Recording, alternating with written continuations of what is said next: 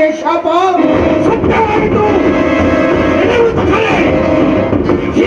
ಕಳಿಬಂದೊಳಗೆ ಹೋಗಿ ಈ ಪೃಥ್ವಿ ನಿರ್ಭೋಂಡವ ಇನ್ನು ನಿನ್ನ ಗರ್ಭಸ್ಥ ಪಿಂಡಕ್ಕೂ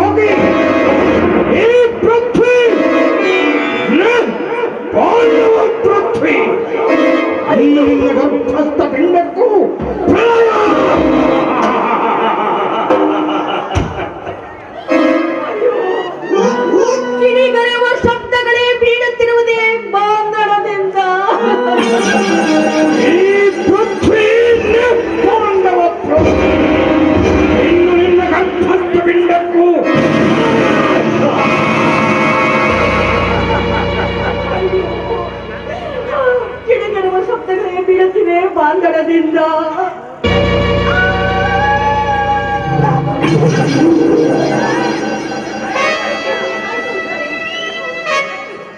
ಅಶ್ವತ್ಥಾಮಾರ್ಯನ ವಜ್ರ ಕಂಠದ ಬಿರುನುಡಿಯ ಬಿರುಗಾಳಿ ಬೀಸುತ್ತಿದೆ. ಈ ಉತ್ತರಿಯ ಎದೆ ತತ್ತರಿಸುತ್ತಿದೆ ಅತ್ತೆ. ನನ್ನೆದೆ ನೆಚ್ಚುಗೆಟ್ಟು ಗುರುಪುತ್ರನ ಕಂಠದಿಂದ ಹೊರ ಹೊಮ್ಮಿದ ಗಾಳಿಯಲ್ಲಿ ಗಿರಗಿರದ ಸುಡಿ ಸುಡಿದು ನನ್ನ ನೆತ್ತಿಗೆರಗಿದ ಗಿರಿಗುಂಬಿದ ಶಬ್ದ. ಅವೇನು ಶಬ್ದಗಳು? ನಿಷ್ಪಾಂಡವ ಪೃಥ್ವಿ ನಿನ್ನೆ ಗರ್ಭಸ್ಥ ಪಿಂಡಕ್ಕೂ ಪ್ರಳಯ ಎಂಬೆ ಸಿಡಿದಲ್ಲಿಯ ಶಬ್ದಗಳು ಪಾಂಡವರು ಬಾಳಗುಡಿಯ ತಳಹದಿಯಲ್ಲಿ ತುಂಬಿವೆ. ಕಾಳ್ಗಿಚ್ಚನ್ನು ಆ ಸಿಡಿಲ್ದಂಗೆಯ ಶಬ್ದಗಳ ಸಪ್ಪಳಕ್ಕೆ ಭೂಮಿಯು ಬಿರಿಯುವಂತಿದ್ದರು. ಭವಿತವ್ಯದ ಬಗೆಗಿರುವ ನನ್ನ ನೆಮ್ಮದಿಯ ಶಬ್ದಗಳನ್ನು ಬಾಯಿಂದಾಡಲು ಬರುವುದಿಲ್ಲ ಈಗಿನ ಸಮಯದಲ್ಲಿ. ಆದರೂ ನೆಚ್ಚಗೆರೆದರು. ಹೆಚ್ಚೇನು ಹೇಳಲಿ, ನಿನ್ನೆದೆಯ ದುಃಖ ದುರಿಗಾಳಿ ತಗಲಿಹುದು ಕೌರವರ ಬಾಳುಗುಡಿಗೆ. ಕಾರಣಕ್ಕೆ ಧೃತರಾಷ್ಟ್ರನ ವಂಶವೇ ಬಲಿ. ಕೌಂದಿಯರ ಕೈದುಗಳಾಟದಲ್ಲಿ ಗಾಂಧಾರಿಯತೆ ಬರೆಯುವುದು. ಏನಾದರೂ ಏನು ಅತ್ತೆ, ಆ ನನ್ನ ನಲ್ಲ ಬಾರಲು ತನ್ನ ಮುಖ ತೋರಲು ಈ ಉತ್ತರಿಯ ಸುತ್ತಮುತ್ತಲು ಕವಿದ ಕಾಳ ಕತ್ತಲನ್ನು ಕೊರೆಯುವ ಕೋಲು ಮಿಂಚು ಇನ್ನೆಲ್ಲಿ ಅತ್ತೆ. ಹಂಬಲವನ್ನುವುದು ಕರ್ಮ ಕಳೆಯುವ ಪರ್ಯಂತ ಶಾಂತಿಯಲ್ಲಿ ಕಾಲ ಕಳೆಯುತ್ತಾರೆ. ಹಿಂದಿನ ಜನ್ಮದ ಅಗಾಧ ಕರ್ಮದಿಂದ ಹುಟ್ಟಿ ಬಂದ ಬಳಿಕ ಭೋಗವದು ಭೋಗಿಸಲೇಬೇಕು. ಹುಟ್ಟು ಹುಟ್ಟಿಸಿ ಸಾಯು ಎಂಬ ಆದಿ ಶಕ್ತಿಯ ಆಜ್ಞೆಗಳಿಗೆ ಈ ಸೃಷ್ಟಿಯೇ ಶಿರಬಾರದು. ನೀವೆಷ್ಟೇ ಎಷ್ಟೇ ಹೇಳಿದರೂ ನನ್ನೆದೆಗೆ ತೃಪ್ತಿ ತಾಗಲಲ್ಲದು. ಆದ್ದರಿಂದ ಅತ್ತೆ, ಗಾಯಕ ನಿಲದ ಮನೆಯೊಳು ಮೂಲೆ ಗುಂಪಾಗಿ ಬಿದ್ದ ತಂತಿಲ್ಲದ ಕಂಬೋರಿಯಂತೆ ಇನ್ನೆಷ್ಟು ದಿನಗಳವರೆಗೆ ಬಿದ್ದುಕೊಂಡಿರಲಿ ಈ ಮಾಡಿನ ಮರುಭೂಮಿಯೊಳು. ತಾಯಿ ನನ್ನನ್ನು ನನ್ನ ಗಂಡನ ಮನೆಗೆ, ತಾಯಿ ಎಂದರು ನೀವೇ, ಅತ್ತೆ ಎಂದರು ನೀವೇ, ಹೋಗಗೊಡಿ ನನ್ನನ್ನು ನನ್ನ ಅತ್ತೆ.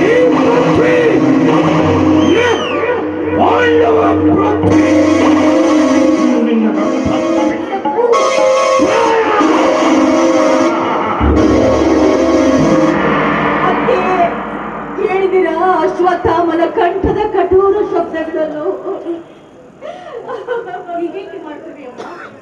ಎಲ್ಲಿಯ ಶಬ್ದಗಳು, ಎಲ್ಲಿಯ ಅಶ್ವತ್ಥಾಮ?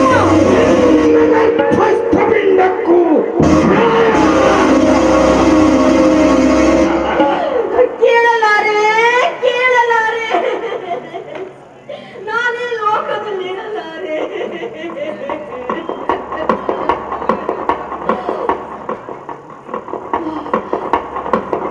ಪ್ರಾಣೇಶ್ವರ, ನಿಲ್ಲಿ, ನಿಲ್ಲಿ. ಮೋಡ ಕುದುರೆ ನೇರಿ ಓಡಿ ಹೋಗದಿರಿ ಎಂಬುದಿಲ್ಲ ಮಾರ್ಗವಾಗಿ. ಕಣ್ಮರೆಯಾಗಬೇಡಿ, ಕಣ್ಮರೆಯಾಗಬೇಡಿ. ನಿಮ್ಮವಳು ನಾನಲ್ಲವೇ ಅಭಿಮನ್ಯು ದೊರೆಯೇ? ನಿಲ್ಲಿ. ಕರ್ಮದ ಕುಸುಮಗಳ ಕೋದು ಮಾನೆ ಮಾಡಿಕೊಂಡು ಬರುವೆ. ನಿಲ್ಲಿ, ಕಣ್ಮರೆಯಾಗಬೇಡಿ, ಕಣ್ಮರೆಯಾಗಬೇಡಿ.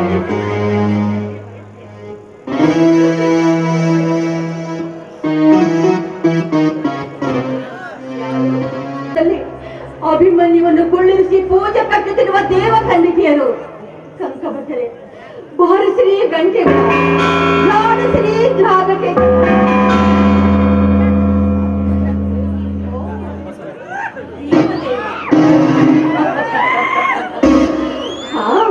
ಬಾಣಸಿಗ, ಬಾಣಸಿಗ, ನನ್ನೊಡೆಯ ಅಭಿಮನ್ಯು ಹಸಿದಿರುವನು. ಬೇಗನೆ ಅಡಿಗೆ ಮಾಡಿ ಉಣಬಡಿಸಿ,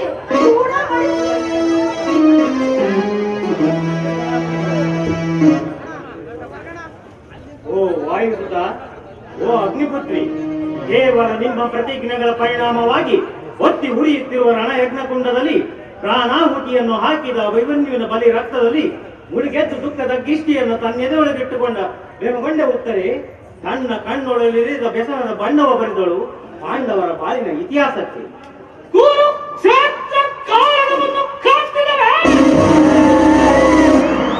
ಕೇವಲ ನಮ್ಮ ಆರ್ಯಪುತ್ರ, ಆ ಕೌರವರ ಉನ್ಮತ್ತ ಖಡ್ಗಗಳ ಠೇಂಕಾರ, ಧನಸ್ಸುಗಳ ಝೇಂಕಾರ ಮೀರಿದವು ಮಾನವೀಯ ಮಮಕಾರ. ಇದಕ್ಕೆ ಪಾಂಡವರು ಕೊಟ್ಟ ಪ್ರತ್ಯುತ್ತರದ ಚಿತ್ರವೇ ಕುರುಕ್ಷೇತ್ರ. ಮಣ್ಣಿನ ಮಡಿದ ಮಕ್ಕಳ ಮಮಕಾರವು ಬ್ರಹ್ಮಾಂಡ ಭಾಂಡಗಳು ತುಂಬಲು ಹಾಹಾಕಾರ.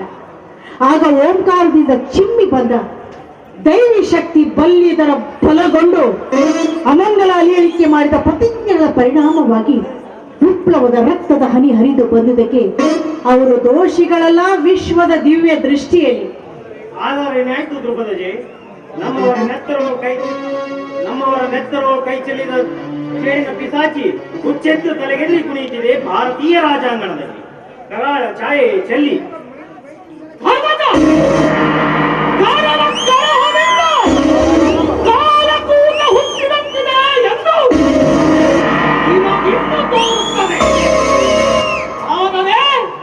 ಮುಂದೆ ಹುಟ್ಟಿ ಬರುವುದು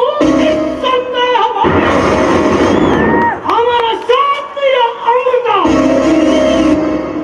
ವಿಷದಲ್ಲಿ ಅಮೃತ ಇಚ್ಛಿಸಿ ಕಾದಿರಬೇಕೆ ಕಣ್ಣೀರ ತುಂಬಿ. ಭೀಮ, ಏನಿತ್ತು ನರನ ಮಸ್ತಕಗಳೆಲ್ಲ ನೆತ್ತರೊಳಗೆ ಮುಳುಗಿ ಮಾಯವಾಗಿರು. ನಿಲ್ಲಿಸಲಾರಿರ ಈ ನರಮೇಧ ಯಜ್ಞವನ್ನು.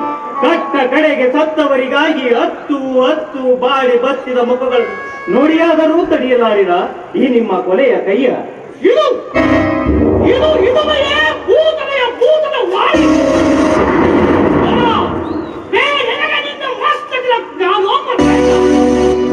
ಹೇಣಿಯನ್ನಾಗಿ ಮಾಡುವ ಕೊಟ್ಟು ತತ್ವದ ಕುರಿಯ ತಟ್ಟಿಯರೆ ಈ ಪುರುಷ ಸಿಂಹವನ್ನು ಮನುಜ ಕುರಿಯನ್ನಾಗಿರಿಸುವ ಅವರ ತತ್ವವನ್ನು ಸವಿದ ಸನ್ಯಾಸಿಯ ಜ್ಞಾನೋಪದೇಶ. ಈ ಭಾರತೀಯ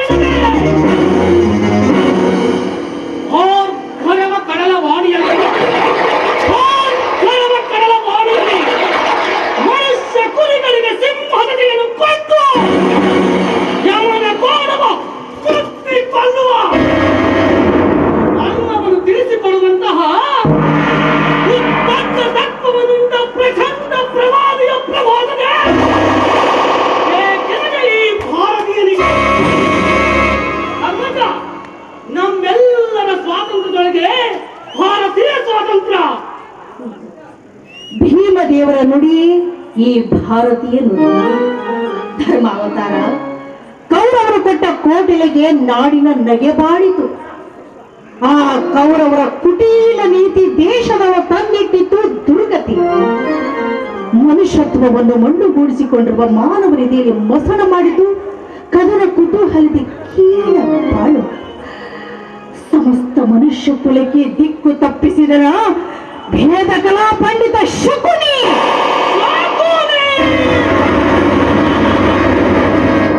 ಶಕುನಿಯ ಸ್ವರವನ್ನೇ ಮಸಲು ಬೀರಿತು ಅಮರಾವತಿಯ ಮುತ್ಸತ್ತಿ ಮಂಡಲ.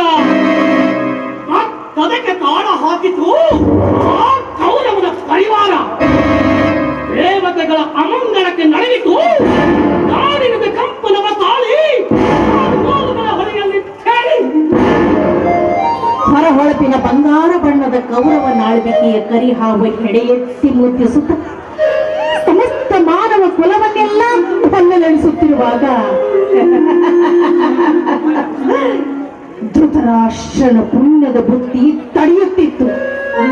ಆಗ ಹಸಿದ ಹೊಟ್ಟೆಯ ಹುಡಿಯಿಂದ ಕಂಗೆಟ್ಟ ಕುಲವತಿಯರ ನಿಟ್ಟುಸಿರಿಯಿಂದ ಹುಟ್ಟಿ ಹರಿದು ಬಂದುದು ಈ ವಿಪ್ಲವದ ರಕ್ತ ರಣಧ್ವನಿ. ಇದಕ್ಕೆ ಕೇವಲ ನನ್ನ ಹಾಗೂ ಭೀಮದೇವರ ಪ್ರತಿಜ್ಞೆಗಳೇ ಕಾರಣೀಭೂತವಾಗಿಲ್ಲ. ಸತ್ಯ ಸತ್ಯ. ಭೀಮ ದ್ರೌಪದಿಯರು ಕೇವಲ ನಿಮಿತ್ತ ಮಾತ್ರವೇ. ಧರ್ಮಜ, ಕುಟಿಲ ನೀತಿಯ ನಡೆದು ಸಿರಿ ಸುತರ ಥಳಕ ಬಿಚ್ಚಿ ಕೂಳರ ಕೊಳಕ ಕೊಚ್ಚಿ ಹರಿಯುತ್ತಿದೆ ಈ ಮಹಾವಿಪ್ಲವದ ರಕ್ತ ರಣಧ್ವನಿ. ಧರ್ಮಜ, ಸಿರಿಮನೆಯ ಮಾನು ಸುಟ್ಟು ಬೂದಿಯಾಗುವುದು ಸಹಜ. ಹಸಿದ ಬಡ ಹೊಟ್ಟೆಯ ಮರಿ ಹತ್ತಲ್. ಮಾನಹಾನಿಗೊಳಗಾದ ಮಾನವೀಯರ ಕಂಪನಿ ಕಡಲೊಳಗೆಂದು ಉದ್ಭವಿಸಿದ ಬಳಬಾಗ್ನಿ ಝಳ ಝಳಪಿಸಿ ಜಡಿಯ ಜಾಗೃತವಾಗಲೇ ಆ ಮಹಾಕಾಳಿ. ಧರ್ಮಾವತಾರ, ಈ ಭಾರತದ ಮುಸುಕಿಗೆ ಕರಾಳ ರಾತ್ರಿ ಹರಿದು ಹೋಗುವ ಮುಹೂರ್ತವನ್ನು ರಣರಂಗದಲ್ಲಿ ನಿಂತು ನೋಡುತ್ತಿ ಹೇಳು. ಮುಡಿಗೆದರಿ ಮುಗುಳ್ನದಿಯ ಬೀಚ್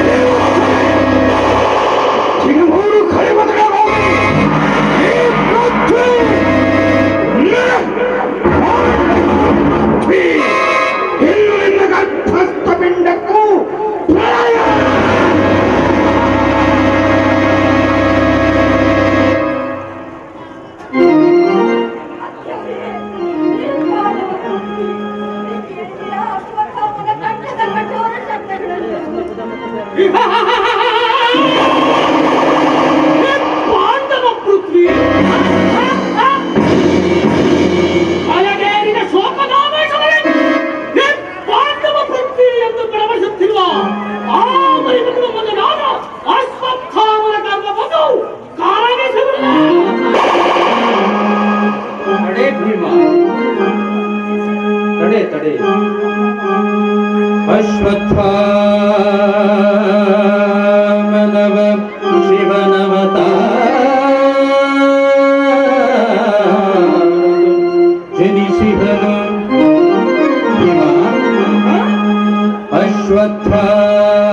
ಅಶ್ವತ್ಥಾಮನವ ಶಿವನವತಾರದಲ್ಲಿ ಜನಿಸಿದನು. ಕೋದಂಡಧರನಿಗೂ ಮಿಗಿಲಾದ ಶೂರನವನೋ.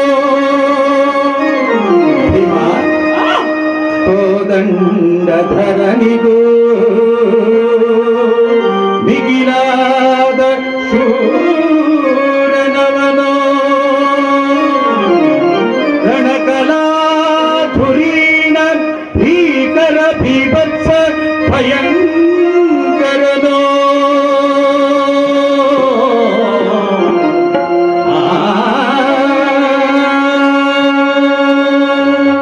ಅಜೇಯ ಅಮರ ಮೃತ್ಯುಂಜಯನೋ.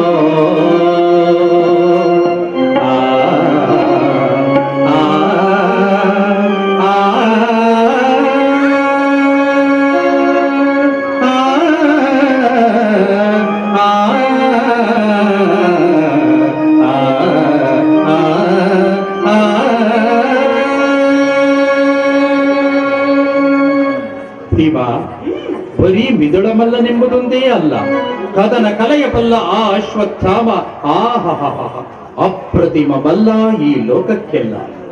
ಸಮಯವಿನ್ನೂ ಉಂಟು, ಅವಸರ ಬೇಡ. ರಕ್ತರಾತ್ರಿ ಏನಾಗುವುದ ದೃಶ್ಯ ನನ್ನ ಗಂಡನಿದೆ